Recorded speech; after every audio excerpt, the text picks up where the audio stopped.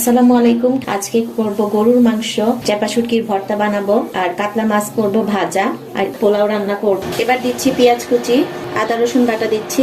এবার দিব হলুদের গুঁড়া, এবার দিব মরিচের গুঁড়া, এবার দিব ধনিয়ার গুঁড়া, 2 চামচ লবণ দিলাম, তেজপাতা দিচ্ছি।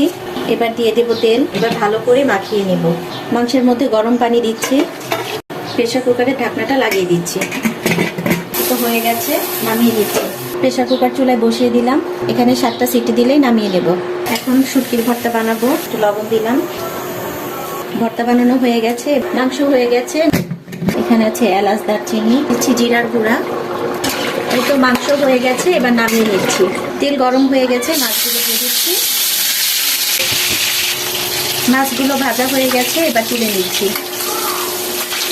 পোলাও বসানোর জন্য এখানে চাল ধুয়ে নিয়েছি। তেলের মধ্যে দিচ্ছি এলাচ, দারচিনি।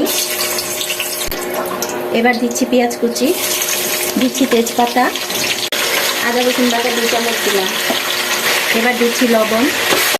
আদা রসুন কষানো হয়ে গেছে, এবার চালগুলো দিয়ে দিচ্ছি। গরম পানি দিয়ে দিচ্ছি। এবার ঢেকে দিচ্ছি।